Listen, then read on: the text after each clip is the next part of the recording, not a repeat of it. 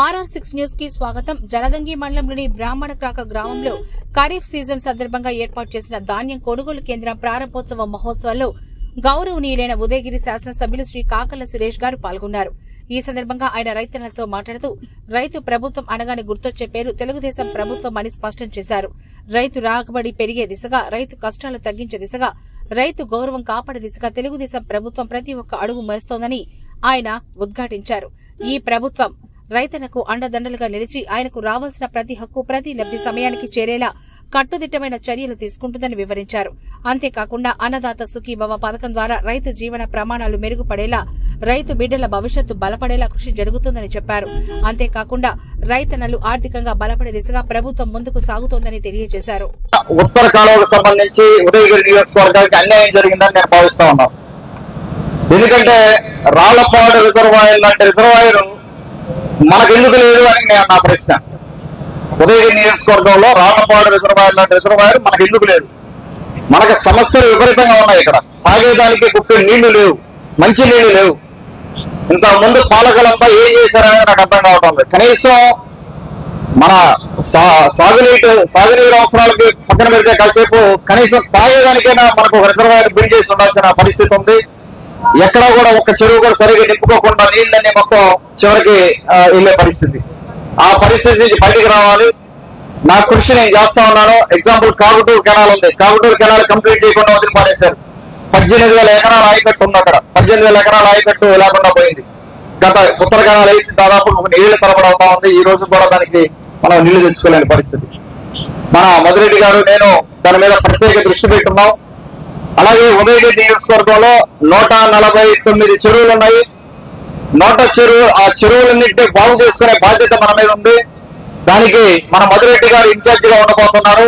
అన్ని చెరువులు ఉదయగిరి నియోజకవర్గంలో ఉన్న 8 మండలాల్లో ఉన్న చెరువులు ఆయన బాధ్యత తీసుకోబోతున్నారు.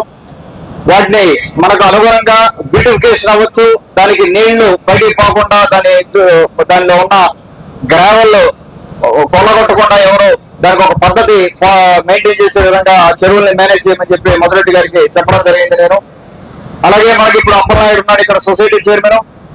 సొసైటీ చైర్మన్ కూడా ఇంతకుముందు సీనియర్స్ ఉన్నవాళ్ళు కూడా సలహాలు తీసుకోండి. అప్పలనాయుడు గారు మీరు సలహాలు తీసుకోండి. పెద్దవాళ్ళు ఉన్నాయి, చాలా మంది ఉన్నారు. మిగతా మండలాల్లో కూడా దాదాపు మనకు 12 సొసైటీలు ఉన్నాయి ఇక్కడ. మీరందరూ కూడా 12 మంది సొసైటీ చైర్మన్లు కూడా అప్పుడప్పుడు ఒక మీటింగ్ పెట్టుకొని మనం ఒక మీటింగ్ పెట్టుకుంటుండాలి, కలుస్తుండాలి. ఎవరి పాటి వాళ్ళు పని చేసుకుంటా పోతే కుదరదు.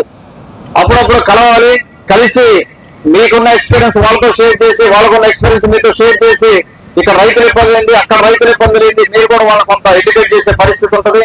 ఎవరి పాటి వాళ్ళు పని చేసుకుంటే వెళ్ళడం కరెక్ట్ కాదని నా ఉద్దేశం. అందరూ కూడా రాబోయే రోజుల్లో ప్రతి ఒక్కరు కూడా తీసుకున్న పదవికి సార్థకత చేయాలని చెప్పి నేను భావిస్తా ఉన్నాను. దానికి తగ్గ సహాయం ఏదైనా కూడా నేను చేయడానికి రెడీగా ఉన్నాను. మనం ప్రొయాక్టివ్ గా ఉండాలి. ఇప్పుడు ఏడీగా చెప్పినట్టుగా మీరు నా దృష్టికి తీసుకొస్తే అన్ని నా దృష్టికి రాకపోవచ్చు. నా దృష్టికి తీసుకున్న వెంటనే నేను రెస్పాండ్ అవుతా ఉన్నాను. మనకి డిస్ట్రిక్ట్ అధికారులు నేపియర్ గ్రాస్ అంటే 5 టన్నులు 5 టన్స్ కంప్రెస్డ్ బయోగ్యాస్ ప్రొడ్యూస్ చేయాలంటే వాళ్ళకి 200 ఎకరాల్లో నేపియర్ గ్రాస్ అంటారు. అది నేపియర్ గ్రాస్ ని రేజ్ చేయాలి. మన ఫార్మర్స్ ఉన్నారు ఇక్కడ, చాలా మంది సొంత పొలాలు ఉన్నాయి. చాలా మందికి ఎవరికైతే డ్రై ల్యాండ్ ఉంటుందో వాళ్ళు ఇప్పుడు మనం ఏం చేస్తుంటాం, జనరల్ గా జామాయిలో లేకపోతే ఏదో వేసి వదిలేస్తుంటాం. దాంట్లో ఎక్కువ రాబడి లేకపోతే మనం కానీ డ్రై ల్యాండ్ కానీ ఉంటే మనం లీజ్కి ఇవ్వచ్చు. రిలయన్స్ వాళ్ళకి లీజ్కి ఇవ్వచ్చు, లేకపోతే కొత్తగా ప్లాంట్ పెట్టే వాళ్ళకి లీజ్. అంటే వాళ్ళకి పూర్తిగా మనం లీజ్ అగ్రిమెంట్ అయ్యే ఉంటుంది. మనం 15,000 రూపాయలు ఎంతో రేటు ఫిక్స్ చేస్తారు సంవత్సరానికి ఎంతని. వాళ్ళే గ్రాస్ వేసుకొని ఆ డ్రై ల్యాండ్ కూడా వెట్ ల్యాండ్ గా మార్చుకునే దానికి అవకాశం ఉంటుంది. ఇరిగేట్ చేయొచ్చు ఆ ల్యాండ్ ని. ఆ గ్రాస్ ఖచ్చితంగా వాళ్ళకి అవసరం. అది 200 ఎకరాల్లో పండించే గ్రాస్ ఈ 5 టన్నుల ప్లాంట్ కి కంటిన్యూస్ సప్లై ఉంటుంది. కంటిన్యూగా ఎక్కడ సప్లై ఆగదు. ఒక 3 నెలలకి కొంత ఇప్పుడు సపోజ్ 100 ఎకరాలు అనుకున్నారంటే ఆ 200 ఎకరాల్లో ఒక 30 ఎకరాలు ఒక టైంలో కట్ చేస్తారు. ఇంకొక టైంలో 2 నెలలు అయిన తర్వాత మళ్ళీ ఇంకో 30 ఎకరాలు కట్ చేస్తారు. అట్లా కంటిన్యూగా మీకు ఆదాయం వచ్చే పరిస్థితి రైతులకి అందరికీ కూడా. అది కూడా మనకు రాబోతా ఉంది. ఎక్కువ ఫోకస్ దాని మీద ఉంది.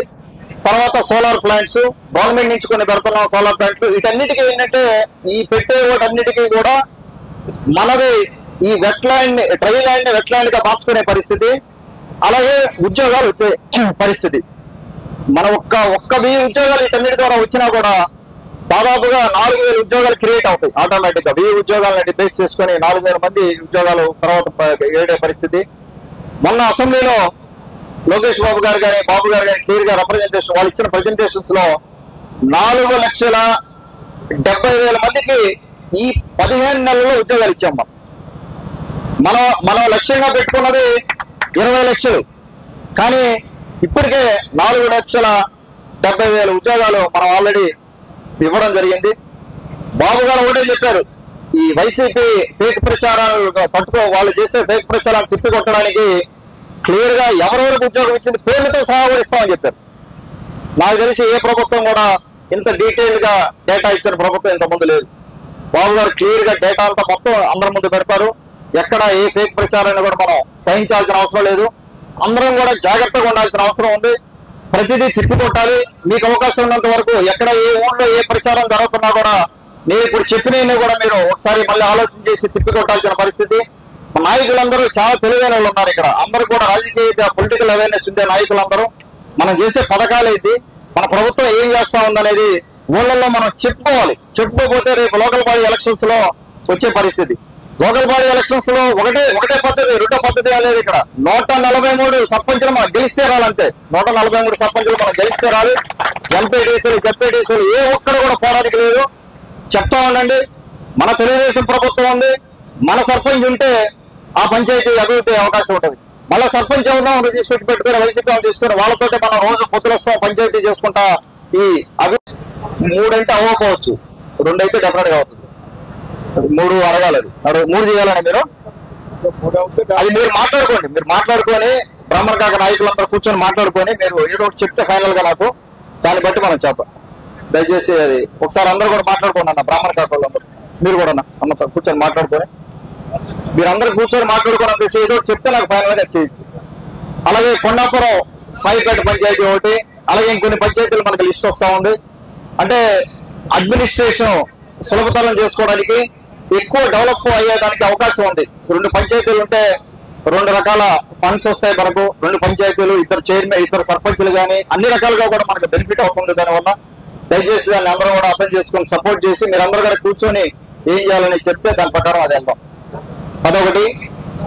తర్వాత రేపు మధ్యాహ్నం 3 గంటలకి సీఎం రిలీఫ్ ఫండ్ 6 డిస్ట్రిబ్యూషన్ చేయబోతున్నాం. దాదాపుగా 130 మందికి రేపు సీఎం రిలీఫ్ ఫండ్ 6 డిస్ట్రిబ్యూట్ చేయబోతున్నాం. అంటే ఇప్పటి వరకు చేసినవి కాకుండా 4 కోట్ల రూపాయలు ఇప్పటి వరకు డిస్ట్రిబ్యూట్ చేసాము.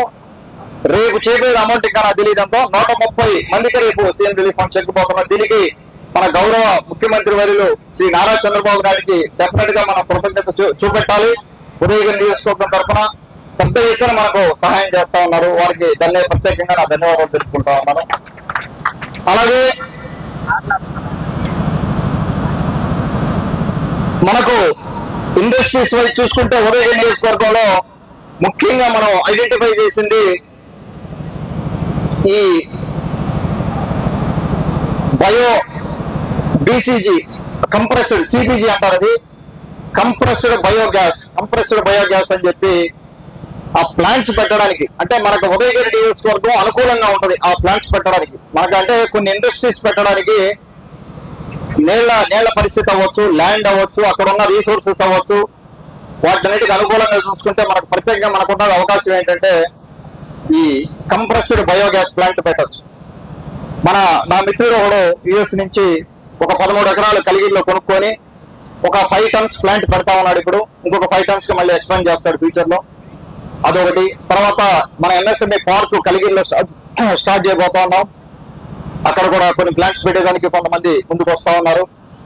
అలాగే రిలయన్స్ ఇండస్ట్రీస్ నుంచి గట్టిగా ప్రయత్నం చేస్తా ఉన్నాను నేను. కలిగిరిలో స్టార్ట్ చేసిన దగ్గర నుంచి రిలయన్స్ వాళ్ళతో మనకున్న పరిచయాలతో రిలయన్స్ తోటి మాట్లాడుకొని వాళ్ళని ఇక్కడ తీసుకొచ్చి 5-6 నెలల క్రితం మొత్తం ల్యాండ్స్ చూపెట్టడం జరిగింది.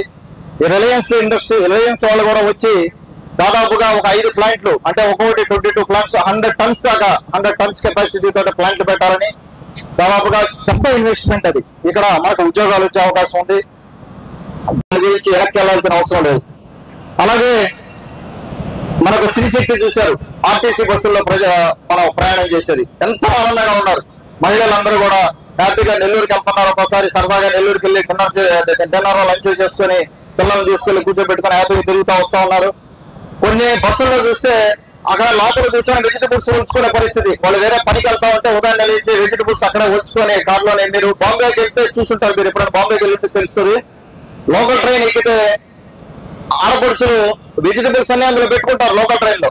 అంటే సాయంత్రం ఒక పక్క రోజంతా పని చేసుకొని సాయంత్రం ఇంటికి వెళ్ళేసరికి ఆ వెజిటబుల్స్ అన్ని అక్కడ ఉంచేసి రెడీగా పెట్టుకుని ఇంటికి పోగానే వంట చేసి పెట్టే పరిస్థితి. ఆ రకంగా కష్టపడతారు ఆడపడుచులు. సో అదే విధమైన పరిస్థితి ఇక్కడ ఈ రోజున చూస్తా ఉన్నాం మనం. అలాగే దీపం పథకం చూసారు, మనకు 3 సిలిండర్లు ఒకటి. తర్వాత ఇంకొకటిగా మీరు చూడాల్సింది జిఎస్టీ గురించి బాబు గారు ప్రజెంటేషన్ ఇస్తున్నారు. జిఎస్టీలో దాదాపుగా 8,000 కోట్ల రూపాయలు సంవత్సరానికి మన రాష్ట్ర ప్రభుత్వంలో ఉన్న మన రాష్ట్రంలో ఉన్న ప్రజానికానికి 8,000 కోట్ల రూపాయలు ఆదా అవుతుంది. మనం అది గమనించాలి. 8,000 కోట్ల రూపాయలు మన జోబుల్లోకి మళ్ళీ తిరిగి రాబోతా ఉంది. అంటే ఖర్చు తగ్గుతా ఉంది. జిఎస్టీలో వాళ్ళు పెట్టిన ట్యాక్స్ రిఫార్మ్స్ లో 8,000 కోట్ల రూపాయలు మన రాష్ట్ర ప్రజలకి ఆదా అవుతా ఉంది. అదేవిధంగా రాష్ట్ర ప్రభుత్వ ఆదాయానికి కూడా గండి పడతా ఉంది. రాష్ట్ర ప్రభుత్వానికి రావాల్సిన 8,000 కోట్ల రూపాయలు తగ్గిపోతుంది. దానికి బాబు గారు ఏమన్నారంటే, మంత్రి వాళ్ళు మాట్లాడుకునేటప్పుడు బాబు గారు ఒక్క మాట అన్నారు, 8,000 కోట్ల రూపాయలు ఆదాయం తగ్గితే తగ్గనివ్వండి, మన ప్రజలకు వెళ్తా ఉంది కదా, రాష్ట్ర ప్రజల జోబుల్లోకి వెళ్తా ఉంది, వాళ్ళ సేవింగ్స్ అవుతా ఉన్నాయి, ఆ డబ్బులతో వాళ్ళు ఫైనాన్షియల్ గా ఎదిగే అవకాశం ఉంటుంది, కుటుంబం అభివృద్ధి చెందే అవకాశం ఉంటుంది అని చెప్పి వారు చెప్పడం జరిగింది. అంటే అంత దూరదృష్టి కలిగిన నాయకులు మన ముఖ్యమంత్రి గారు ఇమీడియట్ గా రెస్పాండ్ అయ్యే విధంగా చెప్పడం జరిగింది. ఈ జిఎస్టీ కార్యక్రమాన్ని కూడా ఉదయగిరి నియోజకవర్గంలో ఉన్న తెలుగుదేశం పార్టీ కార్యకర్తల నాయకులకి విజ్ఞప్తి చేస్తా ఉన్నాను. పెద్ద ఎత్తున మనం జిఎస్టీ కార్యక్రమం రాబోయే 30 రోజుల్లో అందరి దగ్గరికి తీసుకెళ్లి ఒక కుటుంబం దగ్గరికి వెళ్ళి మీకు ఎంత సేవ్ అవుతుంది జిఎస్టీలో మనం చెప్పాల్సిన అవసరం ఉంది. దానికి మనం ఉదయగిరి నియోజకవర్గ ప్రజల తరఫున గౌరవ ప్రధానమంత్రి వర్యులు శ్రీ నరేంద్ర మోడీ గారికి ధన్యవాదాలు తెలుపుకుంటా ఉన్నాం. వారు తీసుకొచ్చే రిఫార్మ్స్ వారికి ప్రత్యేకంగా ధన్యవాదాలు.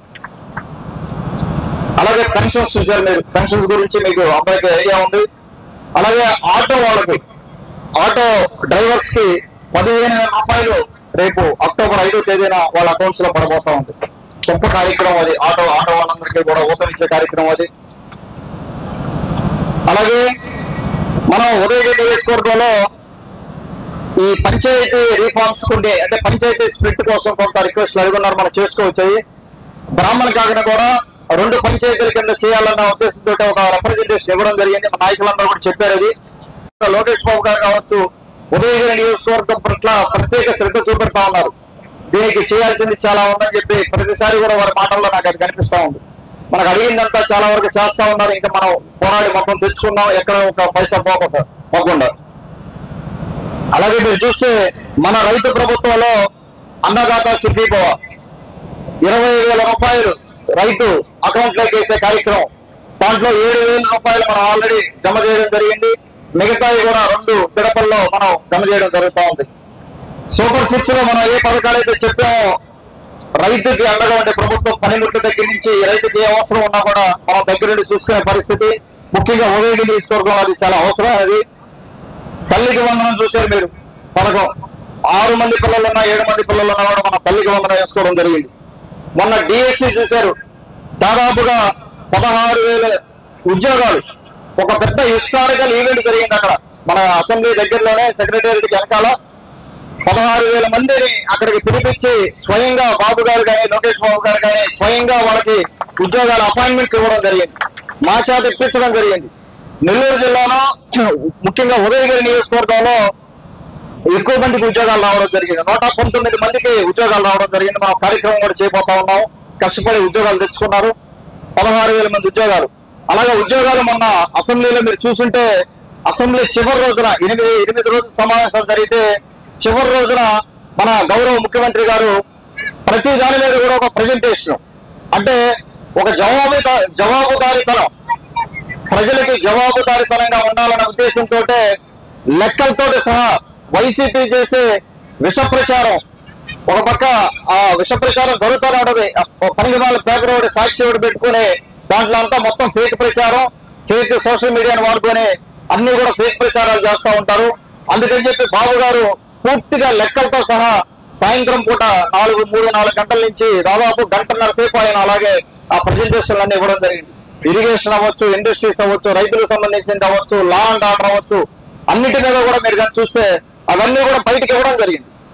వాళ్ళు ప్రజెంట్ చేసిన డేటా కానీ అదంతా కూడా బయటకు ఇవ్వడం జరిగింది. ఇక్కడ చదువుకున్న వాళ్ళు యువత ఉన్నారు, తిరుమల రెడ్డి కానీ మీరందరూ కూడా చదవాలి, ఎక్కువ నేర్చుకోండి, సబ్జెక్ట్ నేర్చుకోండి. రాజకీయంతో పాటు డేటా కూడా మనం నేర్చుకోవాలి. మనం సబ్జెక్ట్ నేర్చుకుంటేనే ఆ డేటా మీద కమాండ్ ఇస్తేనే మనం ఎక్కువ సేవ చేయగలమని నేను భావిస్తాను. అలాగే రాజకీయంగా కూడా ఇంకా కూడా యూత్ పెరగాల్సిన అవసరం ఉంది. మనం ఈ రోజున తెలుగుదేశం పార్టీలో ఈ రోజున చూసుకోవడం కాదు కదా, దాదాపుగా రాబోయే 25 ఏళ్లలో నాయకత్వం ఎలా ఉండాలి, నాయకులను మనం తయారు చేయాలి. అటువంటి వాటి కోసం సీనియర్ నాయకులు మధురెడ్డి గారు కానీ, జీసన్ రెడ్డి గారు కానీ వారు కూడా ప్రోత్సహిస్తా ఉన్నారు. నాయకత్వం దంచాల మనం ఉదయగిరి నియోజకవర్గంలో గత 15 ఏళ్ళుగా జరగలేదని మనం చేయాల్సిన బాధ్యత మన మీద ఉంది. నాయకులను పెంచుకోవాలి, యూత్కి అవకాశాలు ఇవ్వాలి. ఎవరు ముందుకు వచ్చి పని చేస్తారన్నా కూడా తీసుకొచ్చి పని చేయించుకునే బాధ్యత. ఏ కార్యకర్తకి ఇబ్బంది వచ్చినా కూడా నేను అందుబాటులో ఉన్నాను, నేరుగా నా దగ్గరికి రండి, నాకు న్యాయం జరగడం లేదంటే ఖచ్చితంగా దాని మీద రెస్పాండ్ అయ్యే పరిస్థితి. పదవుల విషయంలో కానీ ఇతరత్ర ఇబ్బందులు ఏదన్నా కూడా నేను దగ్గరగా ఉండి చూసుకునే పరిస్థితి ఉంది. దయచేసి పరిస్థితి ఖచ్చితంగా ప్రజలందరూ కూడా ఆలోచించాలి. తెలుగుదేశం ప్రభుత్వం ఉంది కాబట్టి తెలుగుదేశం సర్పంచ్ ఉంటేనే ఆ పంచాయతీ అభివృద్ధి చెందడానికి అవకాశం ఎక్కువగా ఉంటుంది. కాబట్టి దయచేసి ఆలోచన చేసి నిర్ణయం తీసుకోమని ప్రజలందరికీ కూడా విజ్ఞప్తి చేస్తా ఉన్నారు. రాబోయే రోజుల్లో ఇంకా కూడా దీని గురించి ఎక్కువ కార్యక్రమాలు చేయబోతా ఉన్నాం. ఇక్కడికి వచ్చి నేను దాదాపు 1.5 గంటలు లేటుగా రావడానికి క్షమించాలి. దానికి కొన్ని కాల్స్ అటెండ్ అవ్వాల్సి వచ్చింది, రాలేకపోయాను. దయచేసి అందరూ క్షమించాలి. దానికి మీరందరూ కూడా ఇంతసేపు ఓపిక కూర్చొని ఇక్కడ ఈ కార్యక్రమం విజయవంతం చేసినందుకు అందరికీ కూడా మరొకసారి ధన్యవాదాలు తెలుపుకుంటూ సెలవు తీసుకుంటాం.